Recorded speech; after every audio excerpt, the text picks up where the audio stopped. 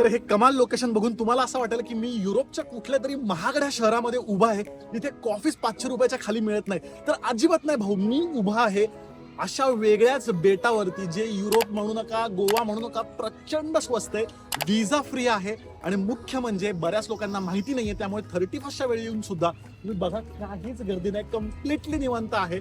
By the way, हे बेट कुठलं? तर हे बेट आहे व्हिएतनाम जवळचं फुक वॉक आयलंड.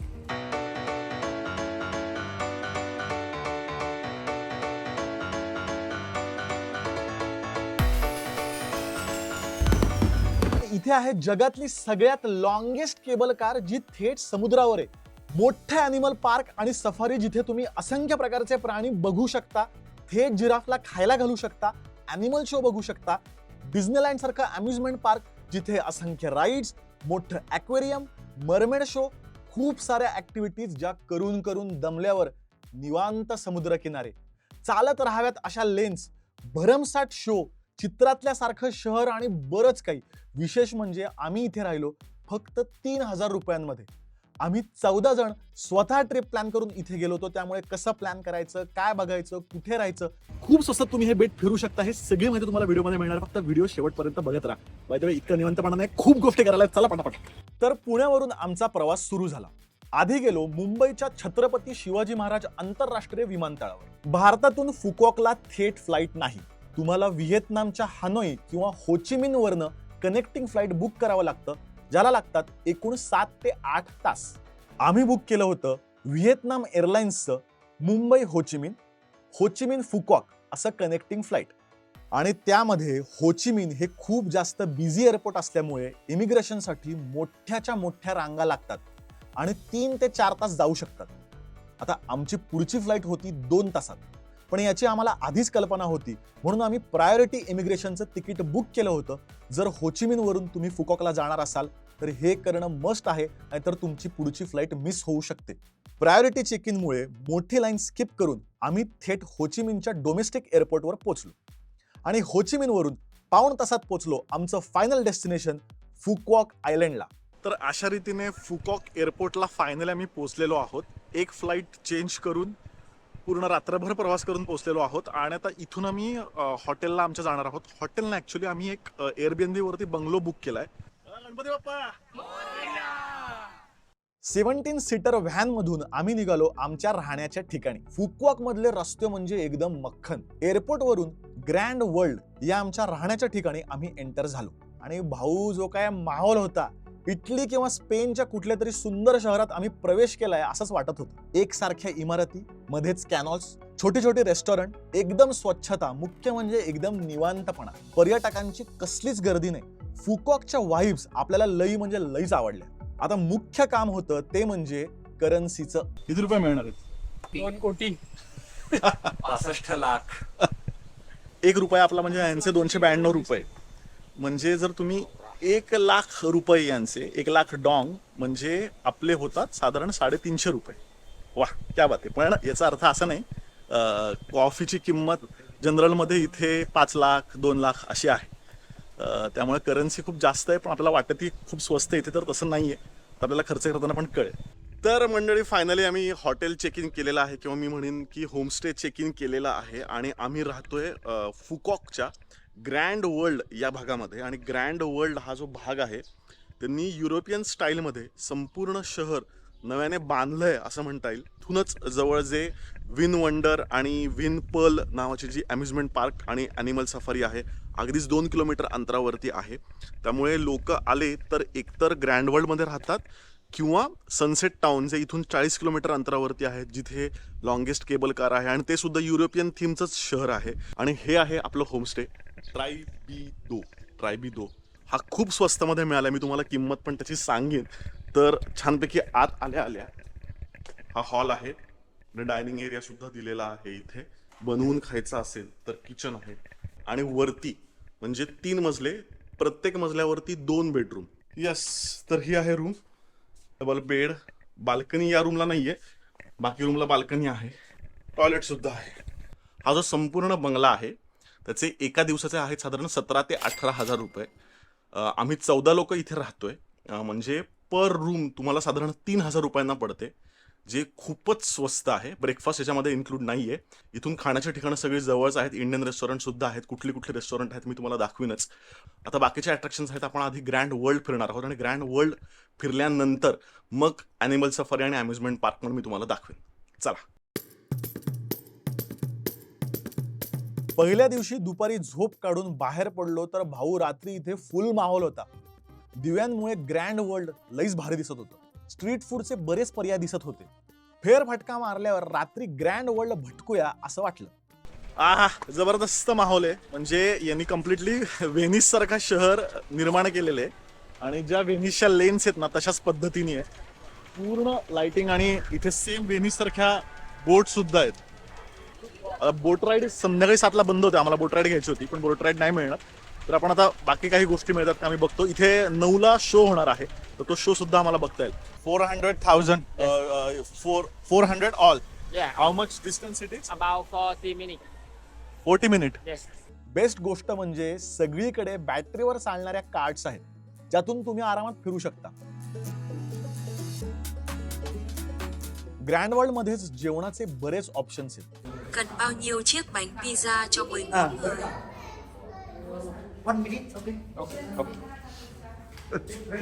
एक मिनिटात तू इंग्लिश शिकून येणार मग आपल्याला ऑर्डर द्यायची. आम्हाला उत्तम पिझ्झा मिळाला. मग जेवून ग्रँड वर्ल्डच्या मुख्य चौकात होणाऱ्या शो साठी आम्ही जाऊन बसलो. जिथे तुम्ही बसाल त्या रेस्टॉरंटकडनं काहीतरी विकत घ्यायचं एवढीच अट असते. त्यासाठी वेगळं तिकीट नाही. कॅनॉलमध्ये मस्त शो चालू झाला.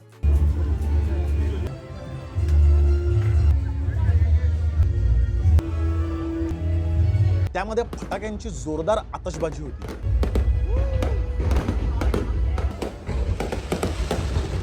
शो खरं तर ओके होता पण भाऊ माहोल मस्त होता त्यामुळे मजा आली. शो बघितल्यानंतर जरा प्रवासाचा थकवा आला होता. तिकडे बरेच स्पाचे ऑप्शन्स आहेत. जर तुम्हाला हवा असेल तर तुम्ही छानपैकी फूट मसाज वगैरे घेऊ शकता ज्याचे पर हेड साधारण 700 ते 800 रुपये घेतात. इतके दमलो होतो. अथांग सगट सगळ्यांनी फूट मसाज घेतली. फूट मसाज घेताना कम्प्लिटली आपणच भगवाने टाईप फील आला. तर आज आहे दुसरा दिवस आणि आज आम्ही विनपल सफारी जे खूप प्रसिद्ध अट्रॅक्शन इथलं आहे. पूर्णपणे प्राणी संग्रहालय आहे आणि ॲनिमल सफारी सुद्धा इथे प्रॉपर होते. तर ती आम्ही आज कव्हर करणार आहोत. त्यासाठी आम्ही सकाळी लवकर निघालोय आणि बाईक पण रेंटल मिळते. पण कारने तुम्हाला डायरेक्ट कुठेही जाता येतं आणि फार नाहीये. म्हणजे दिवस 40-45 मिनिटं फिरवायचं. आमच्या 13 लोकांचे त्यांनी फक्त 1300 रुपये घेतले. पर हेड 100. तर खूपच स्वस्त आहे ऑप्शन हा.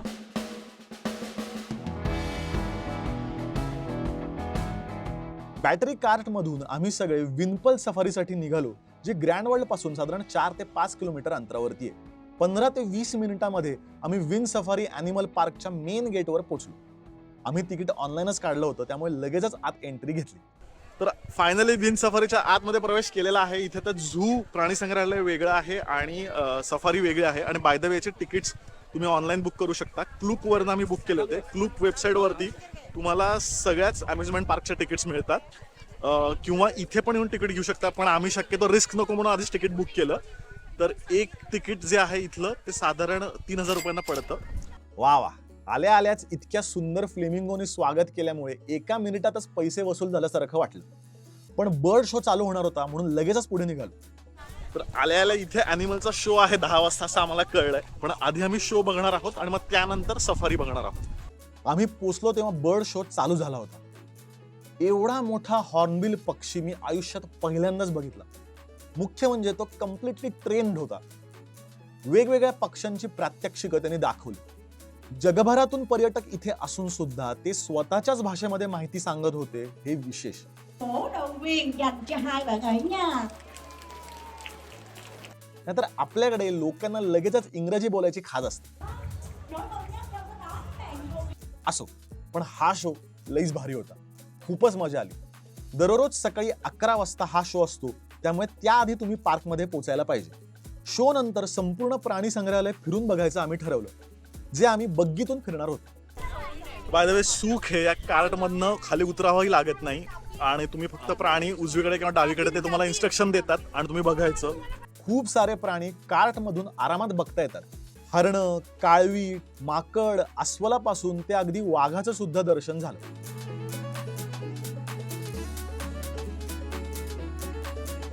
बॅटरी कार्डची फ्रिक्वेन्सी खूप चांगली असल्यामुळे तुम्ही जरी उतरलात तर पुढची कार्ड तुम्हाला लगेचच मिळते, लाईनीत थांबावं लागत नाही. त्यामुळे संपूर्ण प्राणी संग्रहालय अगदी अर्ध्या तासात कव्हर होतं. आणि वन्य प्राण्यांसोबतच इथे रेप्टाईलचा वेगळा सेक्शन आहे, ज्यामध्ये वेगवेगळ्या प्रजातींचे साप, इग्वाना, सरडे बघता येतात. काही इग्वानांना हात सुद्धा लावता येतो, पण जरा काळजीपूर्वक हात लावा. तसंच पक्ष्यांचं सुद्धा इथे वेगळा सेक्शन आहे, त्यांच्यासोबत फोटो सेशन करता येतं. बरंच फिरल्यानंतर सगळ्यांना भुका लागल्या होत्या आणि त्यासाठी आतमध्येच 4 रेस्टॉरंटचे पर्याय आहेत. पण आम्ही जिराफ रेस्टॉरंट ठरवलं, कारण इथे जिराफला तुम्हाला खायला पण घालता येतं. त्यासाठीचं बकेट तुम्ही आधीच बुक करू शकता. खरं सांगायचं तर जेवायला खूपच ॲव्हरेज आहे. व्हेजमध्ये फक्त व्हेज नूडल्स आणि फ्रेंच फ्राईज एवढाच ऑप्शन आहे. पण आता दुसरा इथे काहीच पर्याय नसल्यामुळे इथेच खायला तुम्हाला घ्यावं लागतं. पण खरं सांगायचं तर आजूबाजूला जिराफ झेब्राच्या संगतीमध्ये खाण्याची मजाच खूप वेगळी आहे. थेट आफ्रिकेच्या जंगलात आपण खातोय, लंच करतोय असं काहीसं वाटतं. जिकडे नजर जाईल तिकडे जिराफ आणि झेब्रे. आधी आमची पोटं भरवून घेतली आणि नंतर जिराफची भरवायचीच असं ठरवून वेगवेगळ्या जिराफला खायला घातलं. जिराफ पण इतके सोकावलेत ना, जेवढं द्याल तेवढं खातात बघा.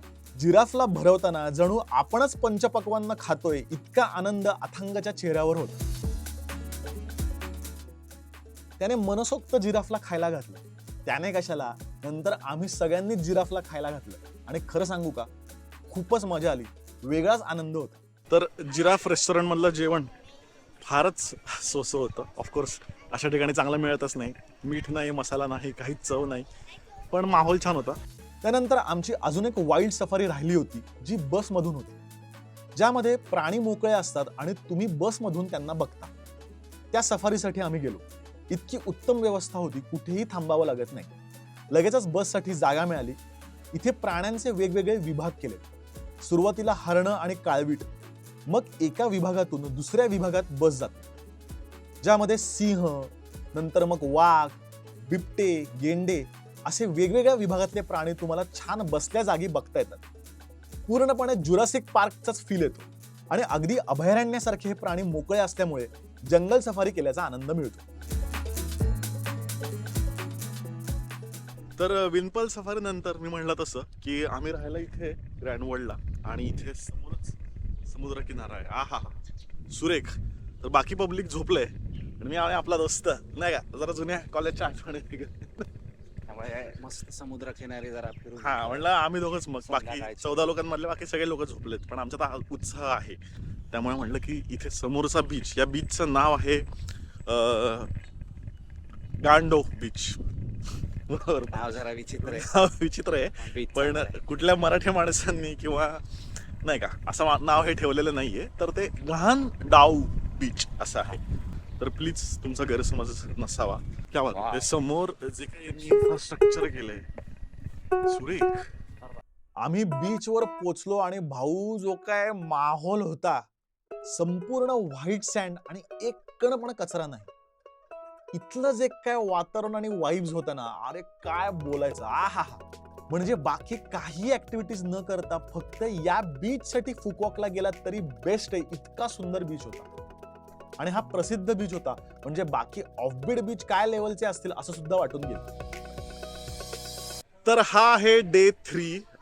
कालचे दोन्ही दिवस प्रचंड हॅपनिंग होते. म्हणजे पहिल्या दिवशी जनरल ग्रँड वर्ल्ड फिरलो, काल तर कम्प्लिटली विन सफारी, पूर्णपणे प्राणी संग्रहालय, दिवसभर बीच सुद्धा, आणि आज आहे तिसरा दिवस आणि तितकाच हॅपनिंग आहे, कारण इथे इतक्या गोष्टी करायला आहेत. म्हणजे भारतीय लोकांना हे खूप जास्त आवडेल. आज आम्ही चाललोय जगातली लॉंगेस्ट केबल कार आणि सनसेट टाउन, जे अजून एक असं डेव्हलप केलेलं छोटंसं शहर आहे युरोपियन स्टाईलचं. मला समजलं की इथे एक भारतीय डोसा, साऊथ इंडियन मिळणारं आहे ठिकाण. तिथे जाऊन आम्ही डोसा वगैरे खाऊ. ब्रेकफास्टसाठी आम्ही पुन्हा ग्रँड वर्ल्डच्या मुख्य चौकात गेलो.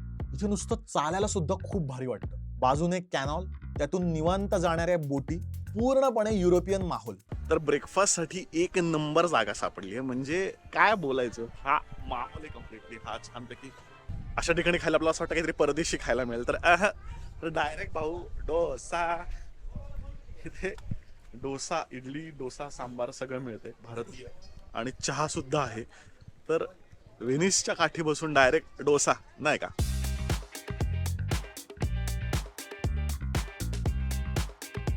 वा, अप्रतिम ब्रेकफास्ट झालेला आहे. आणि जर तुम्ही आलात तर नक्की ट्राय करा. हे जे टेडी म्युझियम आहे ना, हे टेडी म्युझियम त्याच्या एक्झॅक्टली समोर आहे.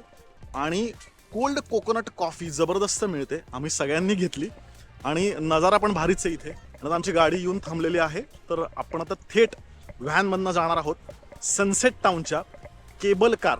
अँथोई असं त्याचं नाव आहे. आणि अशा मोठ्या व्हॅन इथे खूप मिळतात, 13 किंवा 14 सीटरच्या. आणि ही पूर्ण AC व्हॅन असते. तर काय आलं, सगळे लोक लय ऍडजस्ट होत आहेत. आले का सगळे? बोला गणपती बाप्पा. चला आता सनसेट टाउन.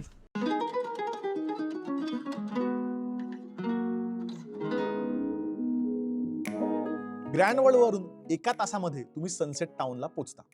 पहिल्यांदा आम्ही थेट केबल कार स्टेशनलाच गेलो. केबल कारचं जाऊन येऊन तिकीट आहे प्रत्येकी 2500 रुपये.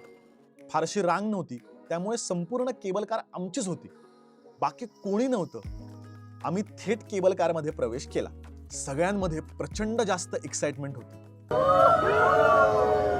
सनसेट टाउनच्या मुख्य शहरातून केबल कार चालू झाली. आधी शहर लागलं आणि हळूहळू केबल कार थेट समुद्रात जायला लागली. त्याची उंची हळूहळू वाढत गेली आणि अथांग समुद्रावरून आता आपण डायरेक्ट उडायला लागलो आहोत असा काहीसा फील आला. एकदम उंचावर केबल कार गेली आणि वेगात खाली उतरू लागली.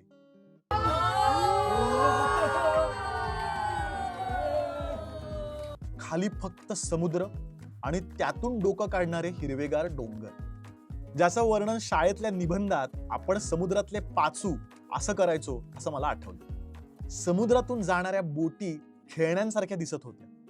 जसा वेळ जाईल तशी केबल कार अजून आतमध्ये समुद्रात जायला लागली. जगातली लॉंगेस्ट केबल कार आहे आणि आम्हाला वेळ लागलाय. म्हणजे असा अनुभव आयुष्यात कधी घेतलेला नव्हता. म्हणजे बघा तुम्ही केवढ्या उंचीवरती आहे. खूप मजा होती, मस्त वाटते. मला सांगायचं तर, खरं सांगायचं तर स्पीचलेस असं म्हणेन मी. खरंच काही शब्द नाहीयेत, इतकं भारी दिसतंय. ही जवळजवळ 9 किलोमीटरची केबल कार राईड आहे. आधी काय करू काय नको असं झालं होतं. त्यानंतर फोटो व्हिडिओ काढून झाले आणि नंतर मनसोक्त निसर्गाचा, या सुंदर निर्मितीचा अनुभव घेण्याचा प्रत्येक जण प्रयत्न करत होता. तर केबल कार मधनं या बाजूला आल्यावरती म्हणजे सन वर्ल्ड आहे, जे ऍक्च्युली सनसेट टाउन आहे, तिथनं केबल कार चालू होते आणि ती इकडे येऊन सोडते. तर हे जे आहे हॉन्थॉम विलेज आणि हॉन्थॉम वॉटर पार्क आहे. आणि याच्यामध्ये म्हणजे तिकीटमध्येच हे सगळं इन्क्लूड आहे. तुम्ही फिरू शकता, म्हणजे खाणं सोडलं तर बाकी सगळ्या गोष्टी तिकीटमध्ये इन्क्लूड आहेत.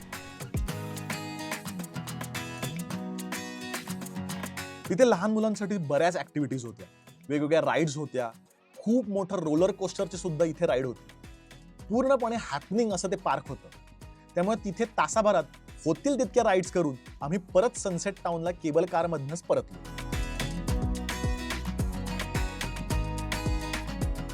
परत आलो तेव्हा संध्याकाळची वेळ होती, त्यामुळे सनसेट टाउन अजूनच देखणं दिसत होतं. थेट चित्रपटाच्या सेटवर आलो आहोत असं काहीसं वाटत होतं. वा, सनसेट टाउन फिरण्यासाठी कार्ट मिळालेली आहे. ही एक कार्ट आहे अप्रतिम. 45 मिनिटं संपूर्ण शहर फिरवणार. तर चालण्यापेक्षा बरं वाटतं. दुसरी कार्ट आहे आणि या एका कार्टचे 3 लाख रुपये, 3 लाख डॉंग म्हणजे 900 रुपये. कार्टने पहिल्यांदाच आम्हाला सनसेट पॉइंटला नेलं. तिथे गेल्यावरच या शहराला सनसेट टाउन का म्हणतात ते कळलं. इतक्या ठिकाणी सनसेट बघितलाय, पण हा नजारा कधीच विसरणार नाही.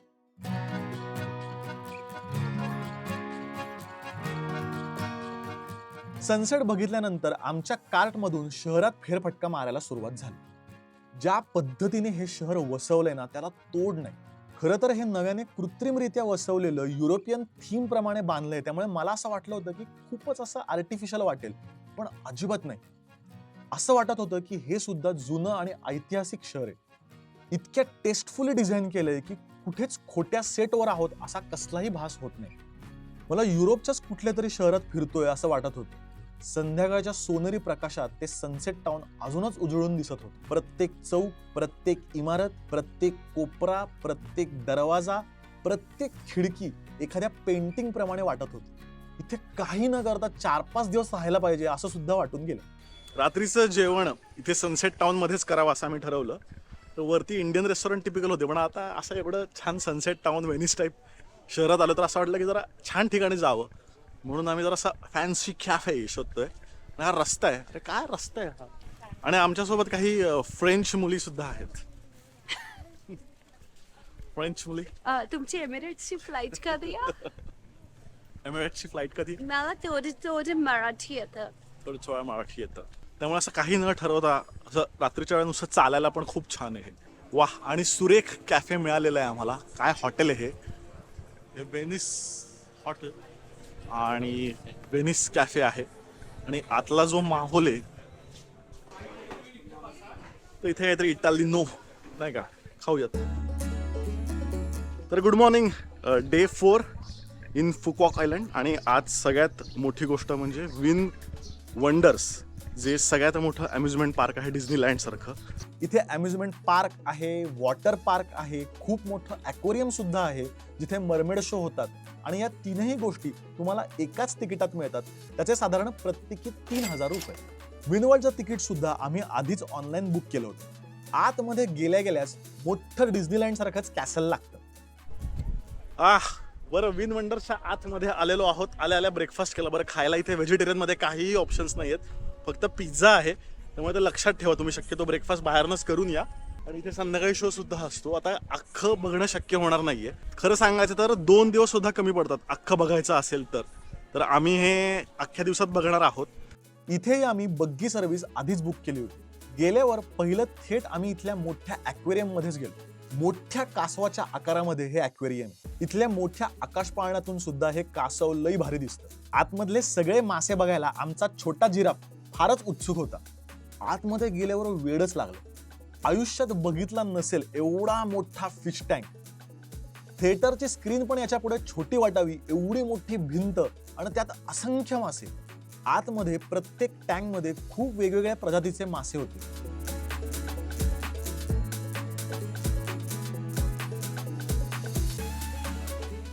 काही ठिकाणी तर छोटे छोटे बोगदे पण तयार केले.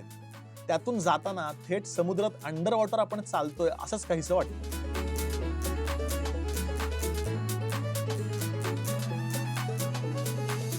पेंग्विनसाठी तर इथे वेगळाच सेक्शन तयार केलं. पेंग्विनला तुम्हाला खायला घालायचं असेल तर थोडे पैसे जास्त देऊन तुम्ही त्यांना खायला सुद्धा देऊ शकता.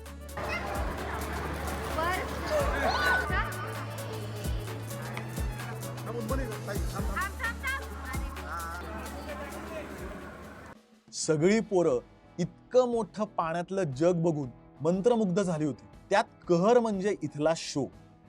दररोज दुपारी 2 वाजता इथे मरमेड शो होतो. त्यासाठी आम्ही आधीच जागा पकडून बसलो. हळूहळू संपूर्ण ॲक्वेरियम भरून गेलं आणि नंतर शोला सुरुवात झाली. माशांच्या संगतीमध्ये कलाकारांनी जे काय सादरीकरण केलं, मुख्य म्हणजे त्यांचा श्वासावर जो काय कंट्रोल होता, कमाल. म्हणजे खरंच स्वतः मरमेड असल्यासारखं त्यांनी सादरीकरण केलं. डोळ्यांचं पारणं फेडणारा असा हा शो होता, जो वेगळ्याच जगात आम्हाला घेऊन गेला.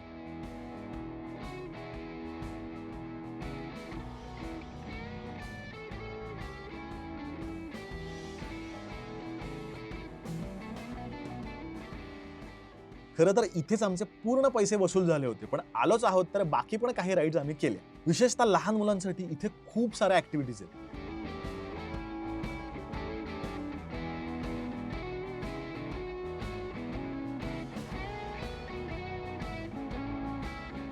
जगाच्या पाठीवरती कुठेही जा, कितीही भारी ठिकाणी जा, जोपर्यंत ही गोष्ट मिळत नाही ना, चहा, आणि तो सुद्धा भारतीय चहा, मस्तपैकी उकळून तयार केलेला, अलग खिसून टाकलेला, तोपर्यंत काय गंमत नाही असं वाटतं. 4 दिवसांनंतर, म्हणजे भारत सोडल्यापासून 4 दिवसांनंतर मला हा चहा मिळतोय. तर हा चहा आहे 50,000 रुपयांना. 50,000 रुपये नाही, 50,000 डॉंग, म्हणजे इंडियन रुपीज मी म्हणेन साधारण 150 रुपये. 150 रुपयांना चहा आहे. पण भाऊ 200 काय 250 रुपये पण दिले असते. आता एवढ्या ऍक्टिव्हिटीज कमी होत्या की काय, तरी पण रात्री आम्ही बॅटरी कार चालवली. खेळण्यातल्या सारख्या या गाड्या ग्रँड वर्ल्डच्या मुख्य मार्केटमध्ये रात्री 9 नंतर असतात. त्या तुम्ही आरामात चालवू शकता. आता या बॅटरी कार व्हिएतनामच्या मुख्य शहरात सुद्धा रात्री उशिरा तुम्हाला चालवायला मिळू शकतात. तर हे जे काय आयलंड आहे ते मी 100 नाही तुम्हाला 1000% रेकमेंड करेन. त्याचं कारणच असे की अतिशय स्वच्छ समुद्रकिनारे म्हणजे उत्तम निसर्ग, त्याचबरोबर मॅनमेड जरी असली तरी सुंदर शहरं, म्हणजे छान 2 टाउन त्यांनी निर्माण केलेली आहेत. खूप साऱ्या ऍक्टिव्हिटीज आहेत. विन सफारी आहे, डिझनीलँड सारखं विन वर्ल्ड आहे, त्याचबरोबर तुम्हाला बाईक मिळते, बॅटरीवरच्या गाड्या आहेत, मसाज आहे, फूट मसाज आहे. त्यामुळे फॅमिली म्हणू नका किंवा कपल असेल तरी म्हणू नका. अप्रतिम आयलंड आहे आणि आम्ही राहिलो तर फक्त 3000 रुपयांमध्ये. इथपासून ते डायरेक्ट 5 स्टार हॉटेल सुद्धा म्हणजे रॅडिसन ब्लू, JW मॅरियट असे पण 5 स्टार रिसॉर्ट सुद्धा तिथे आहेत. त्यामुळे तुम्हाला हवा तो चॉईस तुम्ही घेऊ शकता. स्वस्तात पण ट्रिप करू शकता आणि प्रॉपर लक्झरी हॉलिडे सुद्धा करू शकता. बाय द वे गोष्टी मॅनमेड आहेत, म्हणजे ह्या सगळ्या आर्टिफिशियल निर्माण केलेल्या आहेत, पण तरी सुद्धा खूप छान पद्धतीने केलं. जनरली मला मॅनमेड अशा मॉल टाईप ज्या चकाचक गोष्टी असतात ना, मला फारसं नाही आवडत, पण यांनी खूप ॲस्थेटिकली त्या चांगल्या बनवल्यात आणि सोबत समुद्रकिनारा आहेच.